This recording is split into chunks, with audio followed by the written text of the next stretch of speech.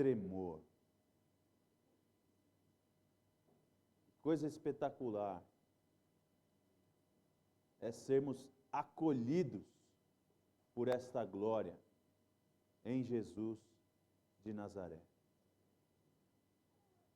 Deus, nós estamos reunidos aqui para bendizer o Teu nome, para adorá-lo, para proclamar as dádivas do Senhor, as Tuas boas obras, as obras que o Senhor realiza, Tuas maravilhas, que são completamente alinhadas ao Teu ser e ao Teu caráter, Teus atributos, os quais também nós confessamos e declaramos aqui reunidos nesta noite.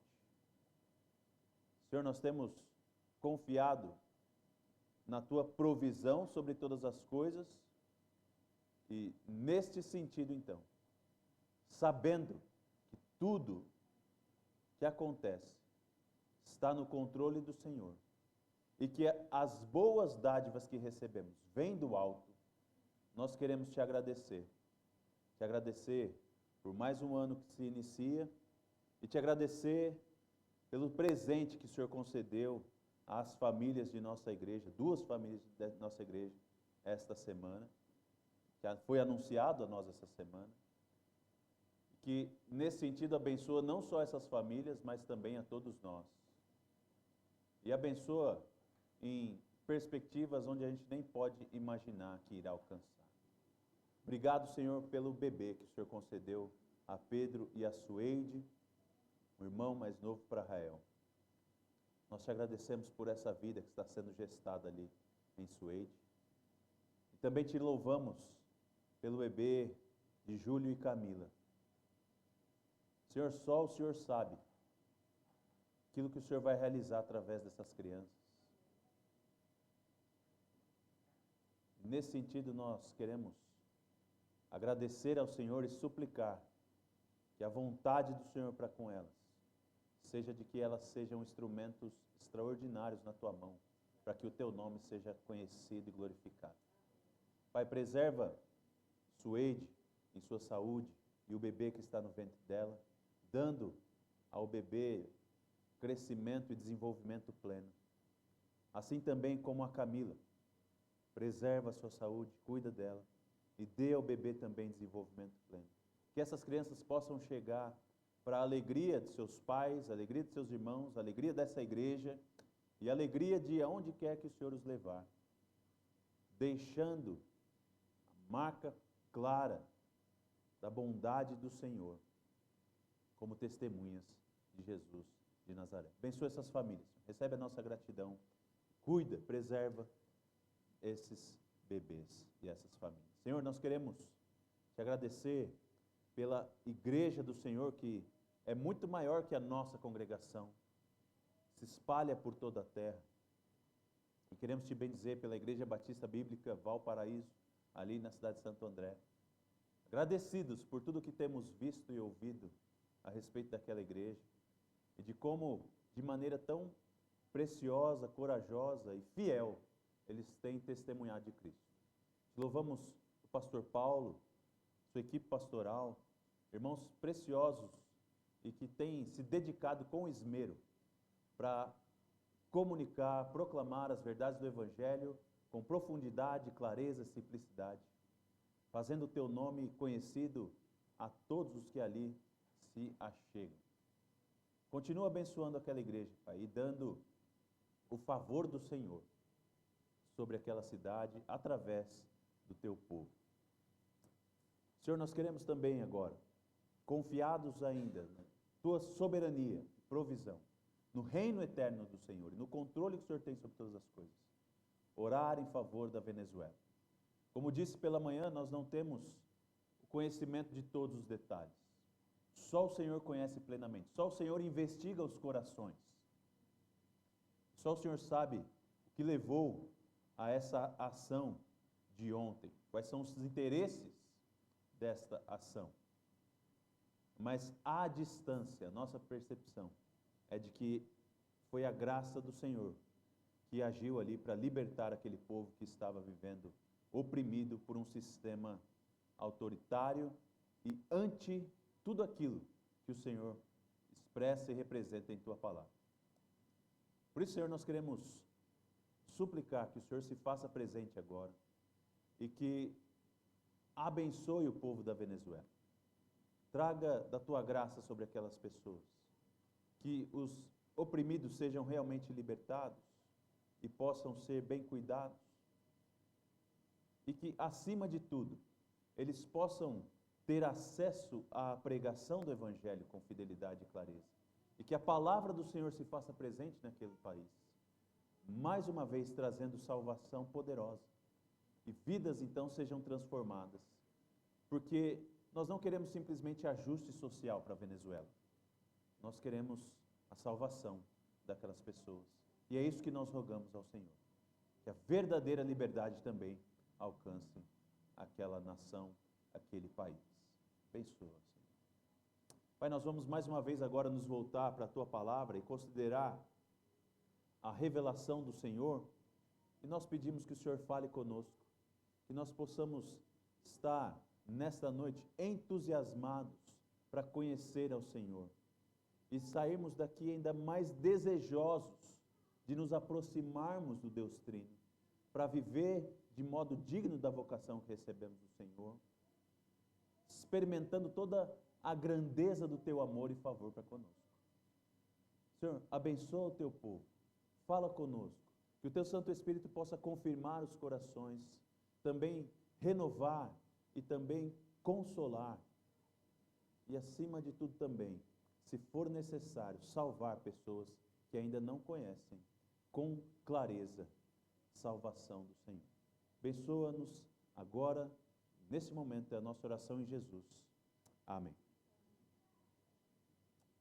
Nós vamos, nessa noite, dar início a uma nova série de exposições que vamos seguir em nossos cultos.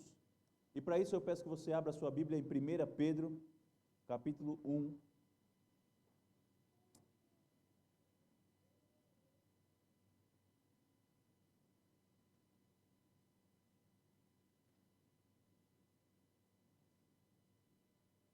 Eu quero ler com você a primeira parte dessa carta do apóstolo Pedro, não porque vou expor esse texto essa noite, não vou expor essa perícope da carta de Pedro, esse trecho, esse parágrafo da carta de Pedro, mas eu quero chamar a sua atenção para uma realidade que Pedro expõe aos seus leitores, à sua audiência, e despertar em você, minha oração, o desejo de conhecer esse material que vamos estudar nos próximos cultos, aqui, nos domingos à noite, inicialmente, depois nos domingos à manhã. Primeira carta do apóstolo Pedro, capítulo 1, quero ler a partir do verso 1 mesmo. Preste atenção na leitura. Pedro, apóstolo de Jesus Cristo, aos eleitos, que são forasteiros da diáspora, no Ponto, na Galácia, na Capadócia, na Ásia e na Bitínia. Eleitos segundo a presciência de Deus Pai, em santificação do Espírito, para a obediência e a aspersão do sangue de Jesus Cristo. Que a graça e a paz lhes sejam multiplicadas. Bendito seja o Deus e Pai de nosso Senhor Jesus Cristo, que segundo a sua grande misericórdia nos regenerou para uma viva esperança, mediante a ressurreição de Jesus Cristo dentre os mortos, para uma herança que não pode ser destruída, que não fica manchada, que não murcha e que está reservada nos céus para vocês, que são guardados pelo poder de Deus, mediante a fé, para a salvação, preparada para ser revelada no último tempo. Nisso vocês exultam. Embora no presente, por breve tempo, se necessário, sejam contristados por várias provações, para que, uma vez confirmado o valor da fé que vocês têm, muito mais preciosa do que ouro perecível, mesmo apurado pelo fogo, resulte em louvor, glória e honra na revelação de Jesus Cristo. mesmo sem tê-lo visto, vocês o amam.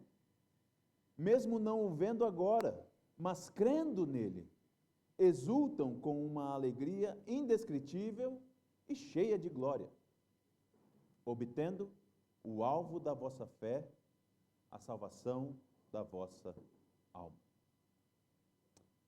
Foi a respeito desta salvação que os profetas indagaram e investigaram. Eles profetizaram a respeito da graça destinada a vocês, investigando qual a ocasião ou quais as circunstâncias oportunas que eram indicadas pelo Espírito de Cristo, que neles estavam, ao predizer os sofrimentos que Cristo teria de suportar e as glórias que viriam depois desses sofrimentos. A eles foi revelado que, não para si mesmo, mas para vocês, ministravam as coisas que agora foram anunciadas a vocês, por aqueles que, pelo Espírito Santo, enviado do céu, lhes pregaram o Evangelho. Coisas essas que os anjos desejam contemplar. O apóstolo Pedro está escrevendo a sua carta para um povo que creu no Senhor Jesus Cristo, e como ele vai dizer aí, foram chamados, eleitos pelo Pai, em santificação do Espírito para a obediência de Cristo Jesus. E ele vai louvar ao Senhor pela salvação desses irmãos, dizendo que eles receberam uma esperança maravilhosa, uma esperança profunda, segura, concreta, real, de uma herança que não pode ser destruída. E é impressionante que o apóstolo Pedro aqui, ele está escrevendo a um grupo de irmãos espalhado na Ásia, que não conheceram o Senhor Jesus pessoalmente. O que ele vai dizer no verso 8: mesmo sem tê-lo visto, vocês o amam. Mesmo não vendo agora, mas crendo nele. As pessoas que recebem essa carta de Pedro são uma segunda geração de crentes, que nunca tiveram a experiência de estar pessoalmente com o Senhor Jesus. De certa forma, eles estão na mesma situação que nós aqui. Ouvimos uma palavra, ouvimos a pregação, a proclamação do Evangelho e cremos nessa pregação. Nós cremos em Jesus sem vê-lo. Amamos ao Senhor Jesus sem vê-lo. E é a essas pessoas que Pedro está escrevendo, dizendo a elas que elas exultam com alegria indescritível e cheia de glória em Cristo pela salvação que receberam. Mas eu quero chamar a sua atenção especialmente para aquilo que o apóstolo Pedro diz, dos versos 10 ao verso 12,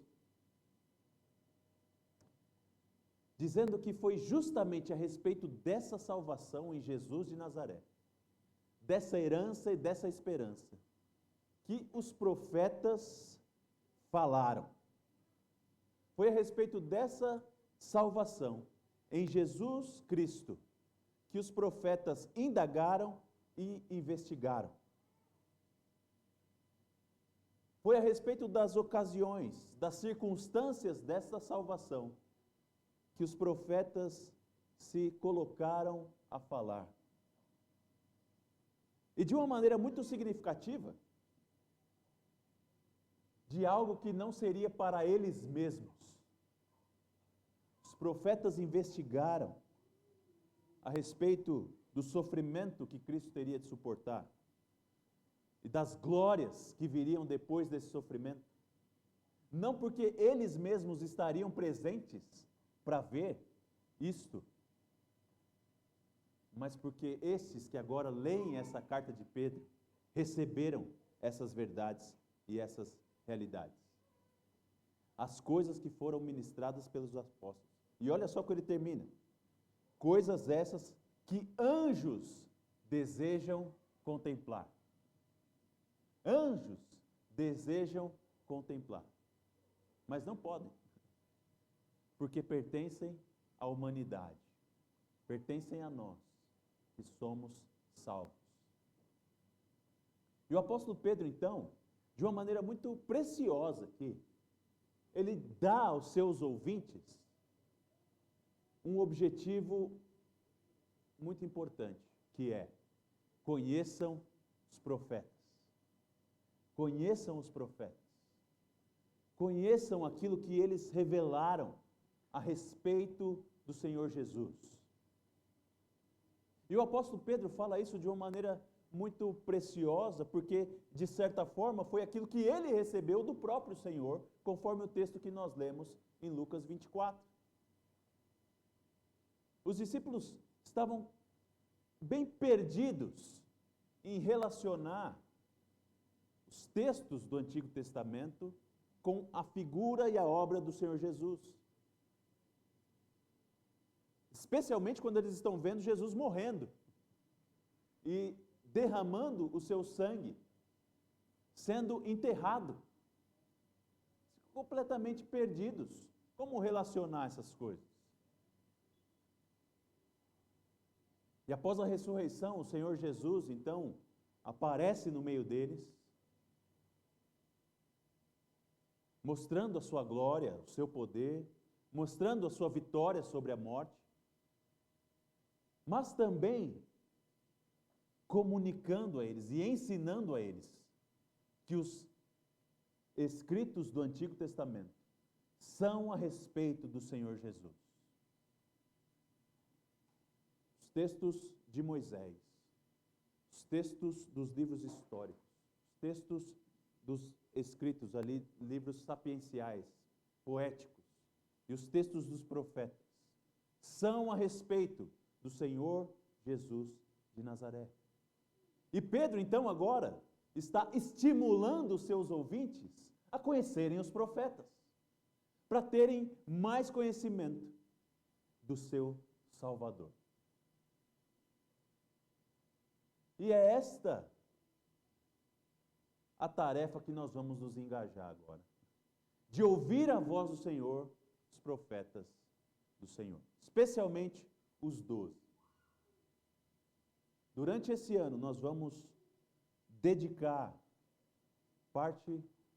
um dos nossos cultos para ouvir a voz do Senhor através dos seus santos profetas do Antigo Testamento, que indagaram e investigaram a respeito da obra do Senhor. E nessa noite eu quero trazer para você algumas informações panorâmicas a respeito de quem eram os profetas, da mensagem dos profetas e do porquê que isso é tão vital para nós, conhecermos essas pessoas e sua mensagem. A primeira coisa que eu quero chamar a sua atenção é a quem eram os profetas. Pedro está dizendo aqui de um grupo que deixou um material registrado e que é possível ser conhecido e analisado. Mas quando nós olhamos para o Antigo Testamento, nós vemos que o termo profeta, a palavra profeta, ela é muito mais ampla do que esse texto aqui, ou esse termo que o apóstolo Pedro está declarando aos seus leitores. Ao olhar o Antigo Testamento, nós vemos que a profecia, ela está de uma maneira muito intricada com o desenvolvimento do povo de Deus, e há um desenvolvimento também na própria função do profeta. Logo no início da Escritura, nós temos uma revelação de Deus para pessoas que não necessariamente são chamadas assim, de profetas. Por exemplo, nós temos o Senhor andando com Enoque. Enoque andava com Deus e em alguma medida já não existia porque foi chamado para viver com o Senhor, levado para viver com o Senhor. Nós temos o Senhor se revelando a Noé, conversando com Noé e dando ordem direta para ele. Nós temos o Senhor se revelando a Abraão, a José, a Miriam, Débora. E de uma maneira muito sublime, nós temos o Senhor se revelando com Moisés e falando através de Moisés. Essas pessoas estão aí numa condição de início da formação do povo de Deus. São conhecidos como aqueles profetas pré-monárquicos, onde toda a religião do povo de Israel ainda não está completamente construída, não está completamente alinhada e amarrada. Mas eles vão recebendo revelação do Senhor e vão recebendo palavra do Senhor. E nesse sentido, especialmente Moisés, fala em nome de Deus. Conforme o povo de Israel vai se estabelecendo, vai crescendo, vai se ajustando e ganhando essa perspectiva nacional como nação, também a figura dos profetas, ela vai, ou o trabalho dos profetas vai ganhando corpo na vida do povo. E quando o povo então está estabelecido na terra prometida e tem agora um rei para governá-lo, a tarefa do profeta ganha uma função muito especial e preciosa e necessária, que é a de ser a consciência do rei. O rei, ele tem como sua função combater os inimigos do povo de Deus e conduzir o povo em obediência. E o rei é alguém que tem muito poder, tem autoridade, mas não autoridade plena e suprema. O rei de Israel não é o próprio Deus, na monarquia que nós vemos em Davi, por exemplo, ou mesmo em Saul. Nesse sentido, o Senhor levanta a figura do profeta como aquele que vem em nome do Senhor para corrigir o rei e para ser uma consciência leal ao rei. E aí nós vemos figuras muito especiais para nós, como Natã, Obed, Aías, Gade, profeta Samuel. E, obviamente, Elias e Eliseu.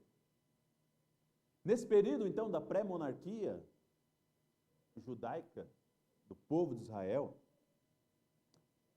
os profetas ganham uma grande proeminência e ganham também um trabalho muito especial. E sendo um trabalho especial, ele passa não só a ser um trabalho de vocação, mas um trabalho profissional. Trabalho profissional. Grupos são formados de profetas. Há agora não somente a figura de um profeta, mas grupos são formados. E eles então trabalham para o rei.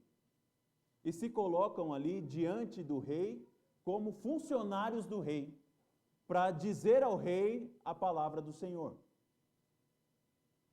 E você, se você ler o livro dos reis, livro das crônicas, você vai ver constantemente que o rei, então, consulta os profetas para saber o que é que o Senhor tem para me dizer.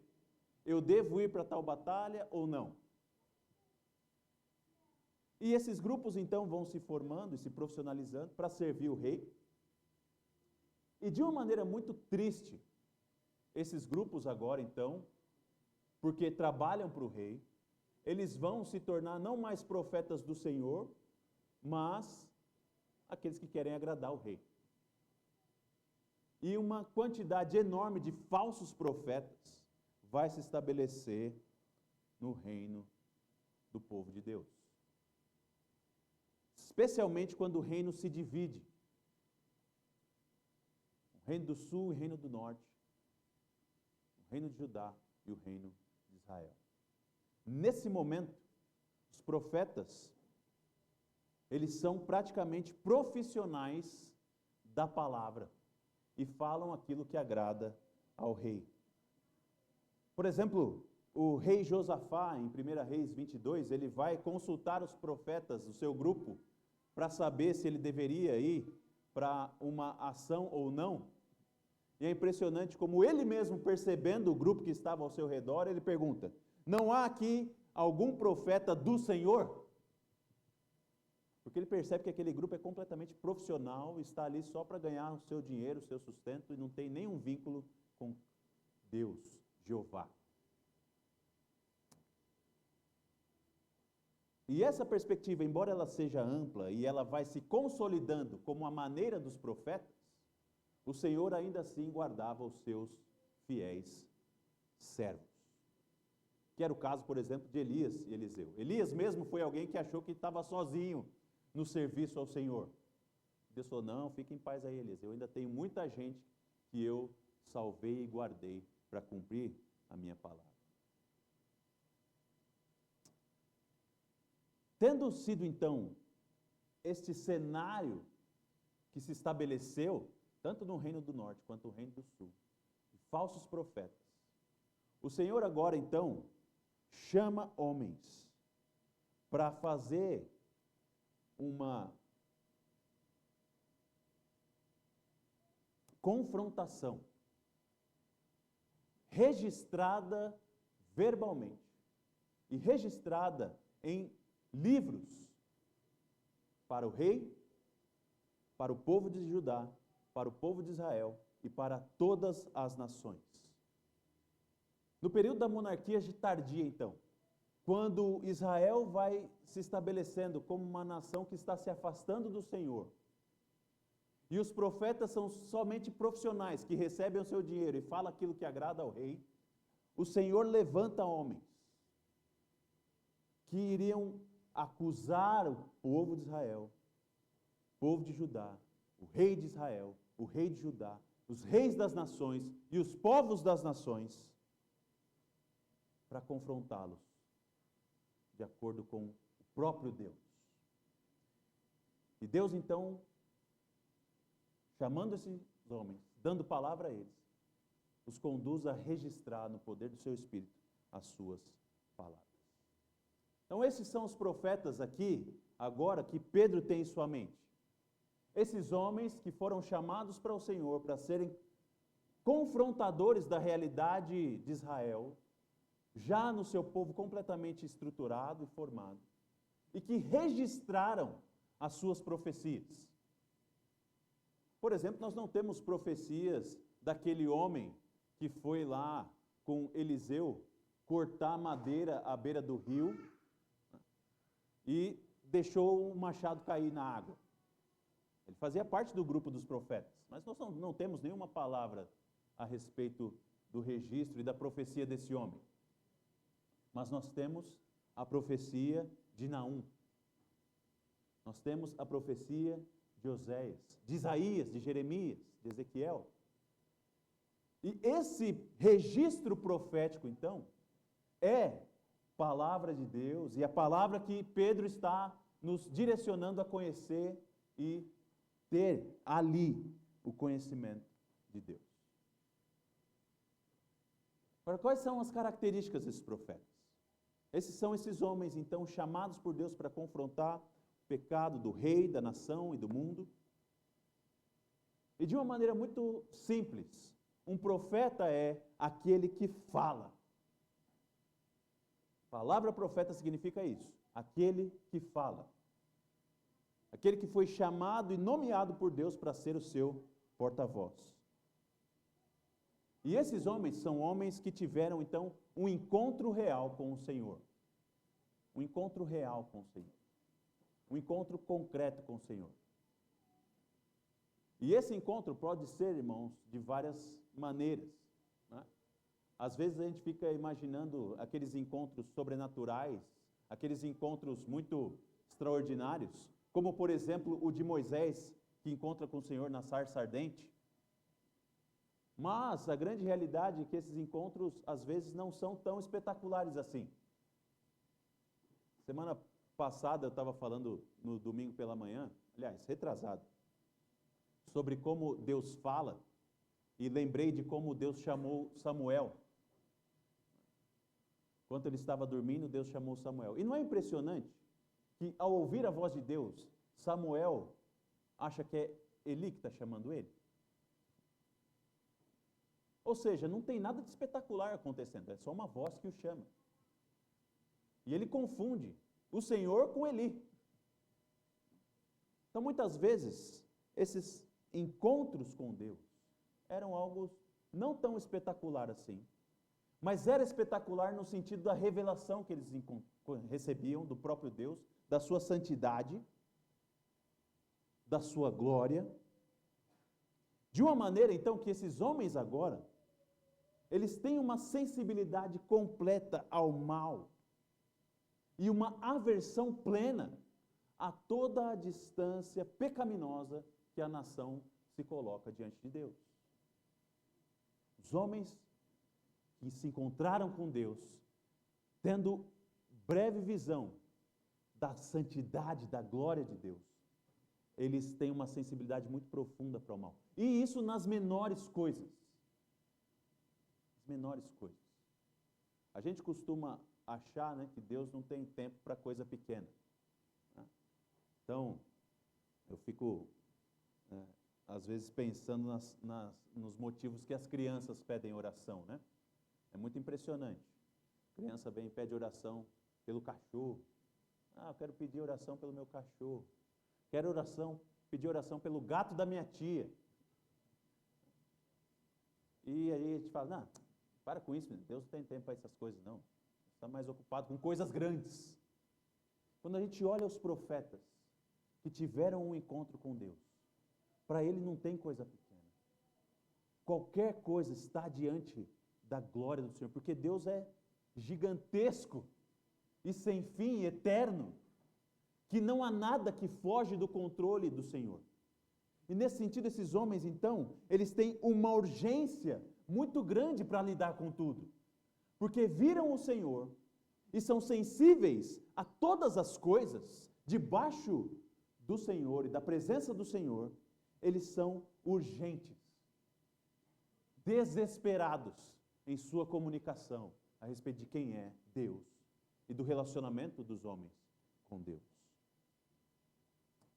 Os profetas, sendo então esses homens, se encontraram com Deus, uma sensibilidade profunda e urgentes em sua intercessão compassiva, são homens que vão viver em solidão e aflição.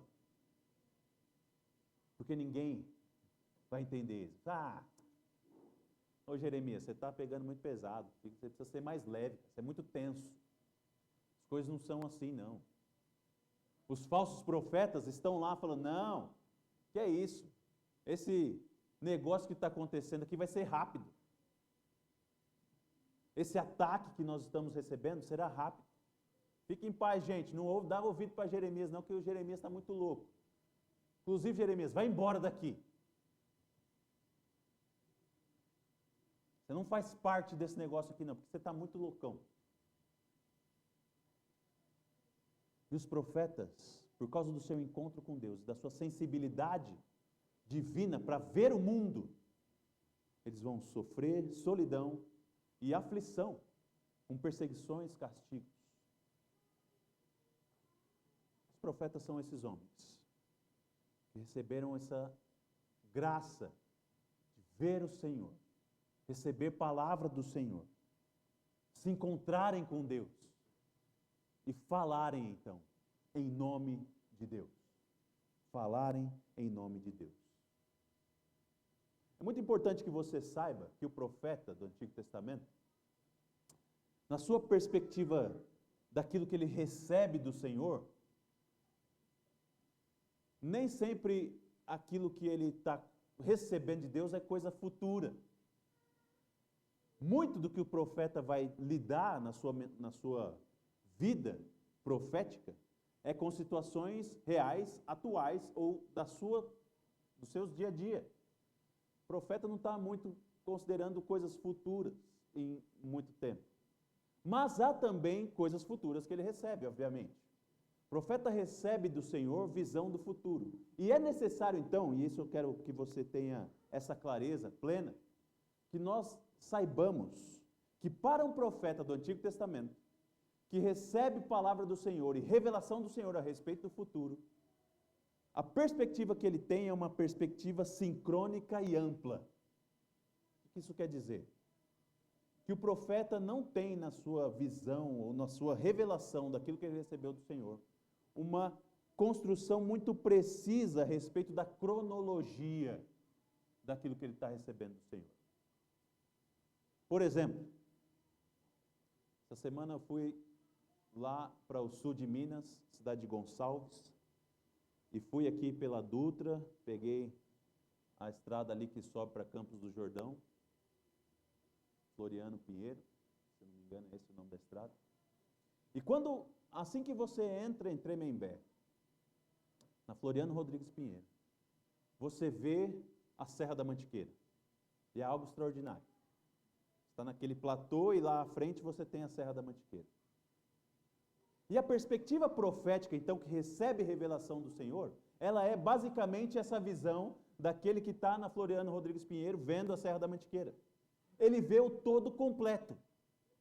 Não necessariamente ele tem toda a percepção dos vales que estão entre os montes do Vale da Mantiqueira. Ele não tem toda a percepção dos rios que passam entre as montanhas, dos buracos, das altitudes. O que ele vê é uma cadeia de montanhas. É por isso, por exemplo, que o profeta Miqueias, ao falar da vitória que Judá teria sobre o cerco de Senaqueribe, vai dizer exatamente nesse momento a respeito de Belém como uma cidade abençoada, porque dela nasceria o Messias. Porque Miqueias está vendo a revelação do Senhor como um todo. E ele vê lá a figura do Messias que vem de Belém, mas ele não vê a distância temporal cronológica entre a vitória sobre o cerco de Senaqueribe, o exército de Senaqueribe e o Cristo. Para ele vê o todo. E nesse sentido também, muito do que eles vão ver é a esperança já do novo céu e a nova terra, sem essa perspectiva real de uma vinda primeira para o sofrimento do Senhor e uma segunda vinda para a plenitude da graça do Senhor. É muito importante que você perceba isso, que você saiba disso, para você entender bem os profetas do Antigo Testamento. A sua perspectiva é sincrônica e ampla. Esses são os profetas, irmãos. Essas são suas características. E eu quero agora então pensar com vocês a respeito da mensagem dos profetas. O que é que eles falaram? Sobre o que é que eles falaram?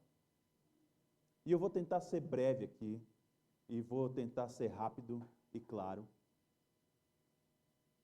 E quero dizer para você que ao longo desse ano a gente vai investigar tudo isso. Então não fique desesperado. A gente não vai observar e aprender tudo hoje. Mas eu quero dar um panorama geral da mensagem dos profetas, para que você se prepare, e especialmente para que tenha despertado no seu coração um desejo para conhecer os profetas. Se você é crente em Jesus de Nazaré, meu desejo é que quando você ouvir esses temas com os quais os profetas lidaram, você fique encorajado a conhecê-los. Porque a mensagem dos profetas, meus irmãos, ela é uma mensagem dura, é uma mensagem de acusação, mas antes de mais nada, a mensagem dos profetas é uma declaração do maravilhoso amor de Yahvé. Antes de mais nada, a mensagem dos profetas é declarar que Deus amou o seu povo. Por exemplo, quando Malaquias vai dizer na sua profecia, o Senhor diz, eu sempre os amei, sempre os amei. Mas você pergunta, como é que o Senhor nos amaste? E o Senhor responde, Esaú era irmão de Jacó, mas eu amei Jacó. Não havia nada nos gêmeos que os distinguisse diante de mim. Estava lá Esaú e Jacó. E eu amei Jacó. Oséias, falando do amor do Senhor, o Senhor revela a Oséias dizendo: quando Israel era menino, eu o amei, e do Egito chamei o meu filho. Você que é crente há muito tempo já está pensando aí em como os evangelistas vão usar esse texto para falar de Jesus. Mas Oséias está dizendo ao povo que o Senhor os amou e ouviu o clamor deles quando eles estavam sendo subjugados no Egito, sob a mão de Faraó. E o Senhor os amou e tirou eles de lá. A mensagem dos profetas é uma mensagem de amor. Jonas, no ventre da baleia, ele vai dizer: na minha angústia clamei ao Senhor e ele me respondeu. No ventre do abismo gritei e tu ouviste a minha voz. A salvação pertence ao Senhor. Então a mensagem inicial, principal dos profetas é falar que Deus amou o seu povo. Deus amou o seu povo. E é por causa desse amor ser tão precioso que eles vão afirmar com todo o seu vigor a natureza perversa do pecado. Eles vão declarar o maravilhoso amor de Yahvé e vão afirmar a natureza perversa do pecado. Porque se Deus amou o seu povo, quão perverso é aqueles que se desviaram e rejeitaram o seu Deus? E essas então são acusações duras, pesadas. Como a de Miqueias, que diz: ai daqueles que ainda no seu leito, ou seja, antes de se levantarem, eles acordaram, imaginam a iniquidade e planejam o mal. Ao amanhecer, eles o praticam, porque têm poder para tanto. Cobiçam campos e se apossam deles, cobiçam casa e as tomam. Assim, fazem violência a um homem e a sua casa, a uma pessoa e a sua herança. Como pode alguém que acabou de acordar já está voltado para fazer o mal? Zacarias vai também acusar o pecado, dizendo que o povo, os homens, não quiseram atender e rebeldes viraram as costas ao Senhor, taparam os seus ouvidos para que não ouvissem. Sim, fizeram o seu coração duro como diamante, para que não ouvissem a lei nem as palavras que o Senhor dos Exércitos tinha enviado pelo seu Espírito, mediante os profetas que precederam a eles. Daí veio a grande ira do Senhor. Mas esses homens estão pecando, maquinando mal, vivendo mal e ainda vivendo todo o exercício ritualístico, religioso. E o Senhor então diz a ele: eu odeio e desprezo as suas festas e as suas reuniões solentes, não tenho nenhum prazer nelas. Eu amei vocês, mas vocês me rejeitaram. O coração de vocês está tapado para ouvir as minhas palavras. E essa acusação vai para além de Judá e de Israel, alcançando todas as nações. Como Obadias, por exemplo, que vai afirmar contra Edom: o orgulho do seu coração o enganou. Por causa da violência feita ao seu irmão Jacó, você ficará coberto de vergonha. E as proclamações da perversidade do pecado não se restringem simplesmente aos reis, aos sacerdotes, a Judá ou a Israel, mas o pecado de todo mundo, de todas as nações, é exposto como completamente perverso, por causa do amor de Deus e da santidade de Deus. Nesse sentido, então, o profeta vai dizer, demonstrar que a perversidade do pecado é um reflexo da falta de consideração ou da falta de reflexão a respeito do caráter de Yahvé. Oséias vai dizer: o meu povo está sendo destruído, pois lhe falta o conhecimento. O povo está sendo destruído, porque lhe falta o conhecimento. Pois eu quero misericórdia e não sacrifício, conhecimento de Deus, mais do que holocaustos. Malaquias vai chamar o povo dizendo: lembrem-se da lei de Moisés, o meu servo, qual lhe prescrevi em Horebe, para todo Israel saber estatutos e juízos. Lembrem-se daquilo que foi ensinado a vocês. Vocês pararam de considerar o caráter do Senhor.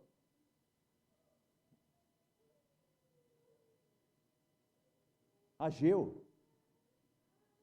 chama o povo a considerar a sua realidade diante do Senhor, dizendo: assim diz o Senhor dos Exércitos, considerem o que tem acontecido com vocês. Considerem o que tem acontecido com vocês. Abacuque vai dizer: o Senhor, porém, está no seu santo templo. Vocês precisam considerar a santidade do Senhor, beleza do Senhor. E ao ver a beleza do Senhor, a resposta é: cale-se. Cale-se diante dele toda a terra. Cale-se diante dele toda a terra. A falta de reflexão no caráter de Deus levou esse povo a se distanciar dele, pecar contra ele. E o chamado deles então é esse. Necessidade de refletir sobre o caráter de Deus e refletir o caráter de Deus em suas vidas. Como Miqueias vai dizer, ele já mostrou a você o que é bom. O que o Senhor pede de você. O que é que o Senhor pede de você? Que você pratique a justiça, ame a misericórdia e ande humildemente com o seu Deus. Declaram um maravilhoso amor de Yahvé, afirmam a natureza perversa do pecado, destacam a distância que é da reflexão do caráter do Senhor que gera o pecado, e vão enfatizar então o dia do Senhor, que é um dia de juízo. E é aí que o negócio fica pesado. Porque se o profeta pega pesado ao descrever, relatar o pecado, muito mais pesado é a declaração dos profetas a respeito do castigo que o Senhor trará sobre o pecado. E Joel vai dizer então: que dia! Porque o dia do Senhor está perto, e ele vem como destruição da parte do Todo-Poderoso. Naum vai relatar que Deus diz: eis que estou contra você, diz o Senhor dos Exércitos. Queimarei os seus carros de guerra, a espada devorará os seus leõezinhos, arrancarei da terra a sua presa, e nunca mais se ouvirá a voz dos seus embaixadores. Abacuque diz: na tua indignação marchas pela terra, na tua ira pisas as nações. O dia do Senhor é o dia do juízo. O dia do Senhor é o dia onde o Senhor vai vingar, derramar a sua ira sobre todo o pecado. E os profetas vão enfatizar esse dia, dizendo que há condenação sobre pecadores. Mas graças a Deus as coisas não param por aí. Graças a Deus há mais coisas que os profetas vão relatar. E com a misericórdia do Senhor, os profetas vão esclarecer a firmeza da aliança de Deus, a segurança da aliança do Senhor. Mesmo diante de pecado, e mesmo com a promessa de condenação sobre o pecado, o Senhor reafirma o seu pacto em relação ao seu povo. E Oséias vai dizer que o Senhor diz a Efraim: como poderia eu abandoná-lo? Como poderia eu entregá-lo, Israel? Meu coração se comove dentro de mim. Toda a minha compaixão se manifesta. Ageu, já naquele período pós-exílico, vai dizer ao povo que Deus diz: quem de vocês que tenha sobrevivido contemplou esse tempo na sua primeira glória? Como vocês o veem agora? Por acaso não é como nada aos olhos de vocês? Mas agora o Senhor diz: seja forte, Zorobabel. Seja forte, Josué, filho de Josadaque, o sumo sacerdote. E vocês, todo o povo da terra. Sejam fortes, diz o Senhor, e trabalhem, porque eu estou com vocês, diz o Senhor dos Exércitos, segundo a aliança que fiz com vocês quando saíram do Egito. O meu Espírito habita no meio de vocês. Não tenham medo. A glória deste novo templo será maior que a do primeiro, diz o Senhor dos Exércitos. E neste lugar darei a paz, diz o Senhor dos Exércitos. E a graça do Senhor, o pacto do Senhor é tão firme que não depende da vontade do profeta. Não é o profeta que determina o que Deus vai fazer, é o próprio Deus. É por isso que Jonas vai resmungar com Deus, dizendo: ah, Senhor, não foi isso que eu disse, estando ainda na minha terra? Por isso me adiantei fugindo para Tarsis, pois sabias que tu és Deus bondoso e compassivo, tardio em irar-se e grande em misericórdia, e que mudas de ideia quanto ao mal que anunciaste. É a graça do Senhor sendo revelada, de que Ele havia feito um pacto de salvar pecadores. E esse pacto, obviamente, está consolidado no anúncio da vinda do descendente de Davi. Aquele que possibilitaria e realizaria a salvação do povo e estabeleceria o reino messiânico. E aí a coisa fica extraordinária. Como Amós vai dizer: naquele dia levantarei o tabernáculo caído de Davi. Vou reparar as suas brechas e levantá-lo das suas ruínas. Zacarias vai dizer: o Senhor salvará primeiramente as tendas de Judá, para que a sua glória, a glória da casa de Davi e a glória dos moradores de Jerusalém não sejam exaltadas acima de Judá. Naquele dia, o Senhor protegerá os moradores de Jerusalém. O mais fraco dentre eles, naquele dia, será como Davi, e a casa de Davi será como Deus, como o anjo do Senhor diante deles. Malaquias, falando da promessa do pacto da chegada do Messias, diz: eis que eu lhes enviarei o profeta Elias, antes que venha o grande e terrível dia do Senhor. Ele converterá o coração dos pais aos seus filhos, e o coração dos filhos aos seus pais, para que eu não venha e castigue a terra com maldição. Ele verá para que eu não venha e castigue a terra com a maldição. E finalmente, o final do livro de Sofonias é extraordinário. Olha o que diz o profeta: cante, ó filha de Sião, grite de alegria, ó Israel, alegre-se e exulte de todo o coração, ó filha de Jerusalém. O Senhor retirou as sentenças que eram contra você e afastou os seus inimigos. O rei de Israel, o Senhor, está no meio de você.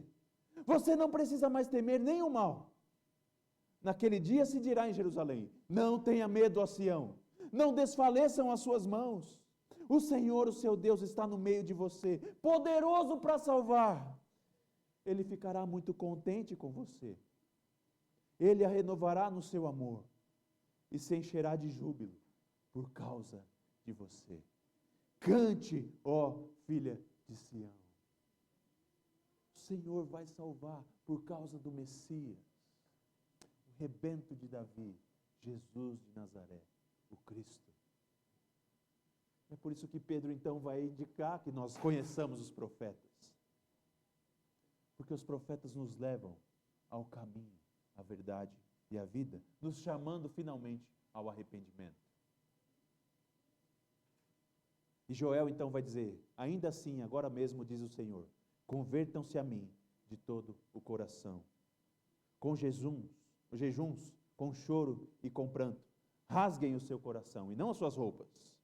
Convertam-se ao Senhor seu Deus, porque Ele é bondoso e compassivo, tardio em irar-se e grande em misericórdia. E muda de ideia quanto ao mal que havia anunciado. Sofonias, mais uma vez, agora no capítulo 2, ele diz: reúna-se e concentre-se, ó nação sem pudor, antes que saia do decreto e o dia se vá como a palha, Antes que venha sobre você o furor da ira do Senhor, sim, antes que venha sobre você o dia da ira do Senhor, busquem o Senhor, todos vocês, os humildes da terra, que cumprem os seus mandamentos. Busquem a justiça, busquem a humildade. Talvez assim vocês sejam poupados no dia da ira do Senhor. E finalmente Oséias, que será o primeiro livro que nós vamos considerar aqui em nossas exposições, nessa série dos 12. Que vai dizer: volte para o Senhor, seu Deus. Volte para o Senhor, seu Deus. Porque você caiu por causa dos seus pecados. Tragam palavras de arrependimento e convertam-se ao Senhor, dizendo: perdoa toda a nossa iniquidade. Aceita o que é bom e, em vez de novilhos, os sacrifícios dos nossos lábios. Em vez de novilhos, aceita o sacrifício dos nossos lábios.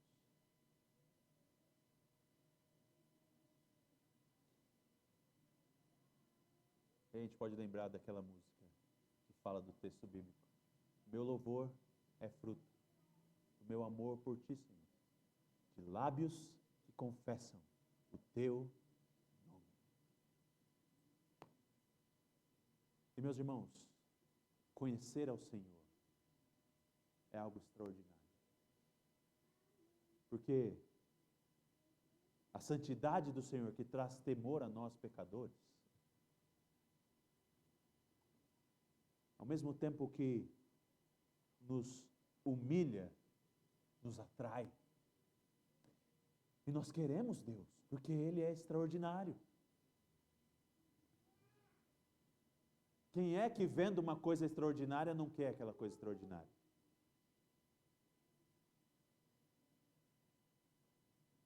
Embora nós saibamos que não é da nossa laia, não é da nossa liga, não é do nosso patamar, não é do nosso nível andar com o Senhor, nós desejamos, porque Ele é maravilhoso. O seu amor é extraordinário. Nos profetas do Antigo Testamento, nós temos a declaração fiel, transparente, límpida, de que a mão do Senhor não está encolhida para salvar. Mas Ele quer que você o busque em confissão e arrependimento. E essa confissão e esse arrependimento se dão por causa de Jesus Cristo. Meus irmãos, esse texto todo dos 12 vai revelar o Senhor Jesus como fundamental para o povo de Israel. Inicialmente, as palavras dos profetas é para o povo do Senhor. Nação de Judá, nação de Israel, que está distante, e o Senhor fala: olha, eu vou prover a salvação, porque em vocês não tem salvação. Mesmo os rituais de vocês aí estão contaminados, então é preciso uma coisa maior, uma coisa melhor, uma coisa que vai realmente solucionar o problema. O filho de Davi vai fazer isso. E só isso seria motivo suficiente para nós querermos conhecer os profetas do Antigo Testamento. Mas há um motivo adicional que eu quero chamar a sua atenção hoje. E despertar no seu coração uma ânsia desesperada por esses textos, que é um fato da nossa construção cultural do século XXI, num Brasil chamado cristão. Um pouco do que eu falei hoje de manhã aqui. Nós vivemos numa cultura cristã, que é fruto da cristandade da era medieval.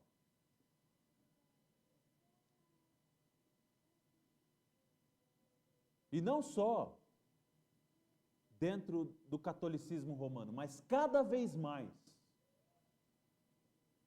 E eu vou correr para terminar isso. Cada vez mais.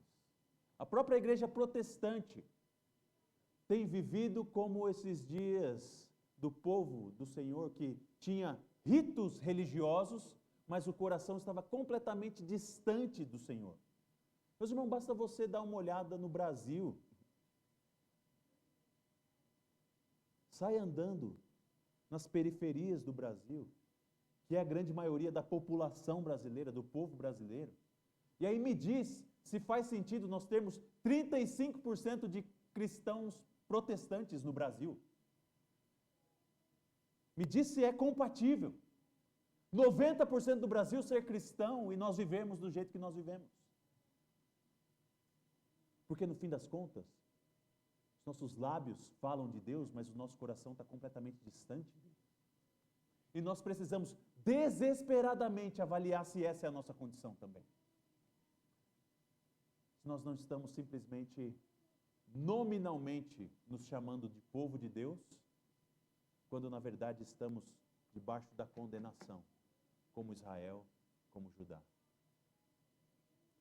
E por isso nós precisamos ter a certeza se estamos em Cristo ou não. Por isso é muito necessário que nós conheçamos esses textos. Porque esses homens investigaram a salvação, investigaram os sofrimentos de Cristo, investigaram a glória de Cristo, não para eles mesmos, mas para explicar a graça destinada a nós. E que nós estejamos então entusiasmados para conhecer o Senhor e louvar o teu santo nome, por causa da salvação em Cristo Jesus. Vamos orar mais uma vez. Deus bendito, como o teu nome é grandioso, como a tua graça é sem fim, a tua misericórdia é de geração em geração e alcançou-nos aqui no Brasil no ano 2026. E nós queremos agora então, Senhor, que o Senhor nos estimule e acenda em nosso coração o desejo para conhecer ao Senhor com mais profundidade. Pai, tira de nós o medo de nos aproximarmos e nos chama com o amor paternal que o Senhor chamou o povo do Senhor através dos teus santos profetas, na tua santa palavra, nos dando a certeza de que a tua mão não está encolhida para salvar e que em Jesus de Nazaré nós podemos entrar na presença dos santos. Porque em Jesus já não há condenação para os nossos pecados. Porque Ele levou sobre si as nossas enfermidades. Abençoa o teu povo, Pai, e nos abençoa nesse ano, então, conforme nós vamos olhar para esses profetas. E que nós estejamos encorajados e alegres em conhecer mais e mais o Senhor. É a oração que fazemos em Cristo Jesus.